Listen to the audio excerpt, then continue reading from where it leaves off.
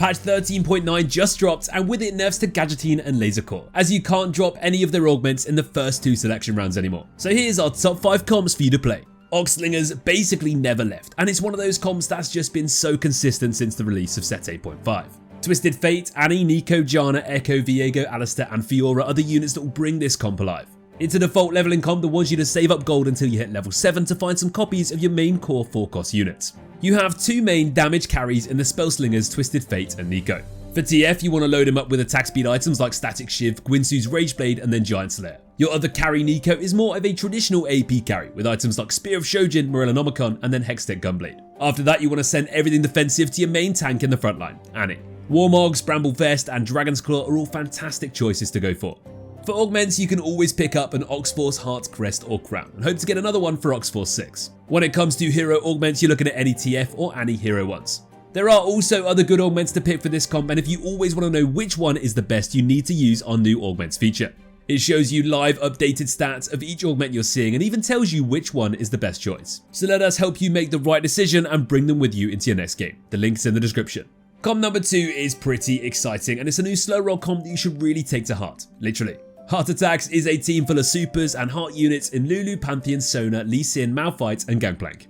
So your main focus in this comp are the lowest heart units, Pantheon and Lulu, which is why you want to stay at level 5 throughout your mid game until you 3-star both of these, and as many other supers units as possible. As a rule of thumb, 3-starring your main carries should be more than enough in most cases, and you can try to focus on leveling again. In terms of itemization, you first want to make sure that Lulu is happy. Hers is a little bit less flexible than Pantheon's, as she really needs that blue buff as soon as possible, which will help her kill off enemy units and help your team really get the value of the heart trait.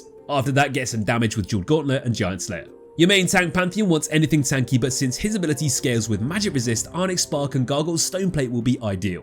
For a third item, you could go for Warmogs to ensure he can tank for long enough. Seeing any Pantheon or Lulu hero augment should be a good sign for you to go for this comp. The same goes for the case that you see any heart augments, as these will make it super easy to already play 6 heart at level 7. Next up, we have a spatula or augment dependent comp that flew a little bit under the radar the last couple of patches, and it's called Steroid Duelists. You're going to play literally only Duelists with Vayne, Twisted Fate, Nilah, Fiora, Yasuo, Gangplank, Kayle and also Annie as your Duelist emblem holder. Playing a Duelist is all you really want to care about in this comp, so you want to level up at a regular pace and stabilize at level 6 by running 6 Duelists. Once you get your hands on that +1 Duelist emblem, rush for level 8, find Twisted Fate and start stacking as much attack speed as possible. As TF can be contested and sometimes somewhat hard to find, Vayne will be your most reliable Duelist carry.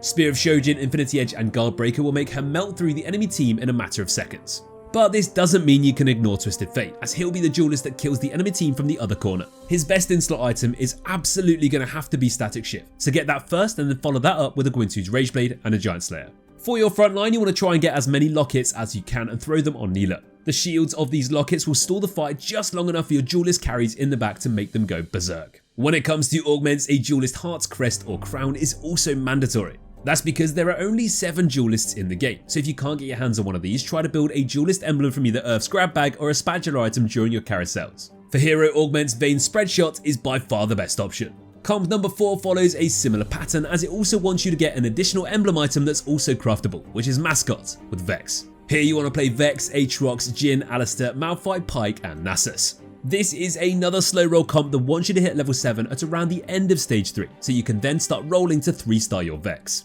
She wants 3 offensive items with blue buff first, then Jeweled Gauntlet and Giant Slayer as 6 mascots will give you more than enough healing. Then we have Aatrox as your main tank, who you want to turn into a mascot as well, because he'll make the best use of it. If you then load him up with more HP through Warmogs and some utility with Onyx Spark, he'll become almost immortal.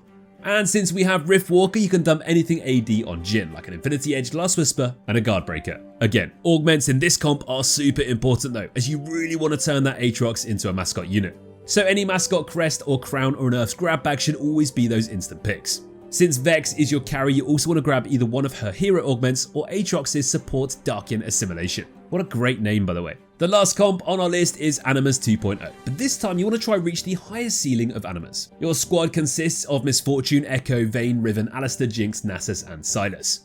Go for this comp whenever you can activate 3 Anima squad from the very first round of the game, and then hit your 7 Animas at level 7.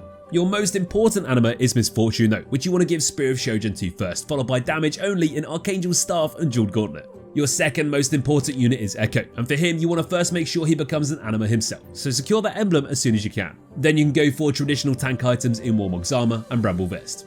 If you do find yourself dropping too many AD item components such as bows or swords, don't be afraid to turn Vayne into your primary carry here. If you can, give her a Spear of Shojin, Guinsoo's Rage Blade and Affinity Edge, and she'll do tons of killing for you.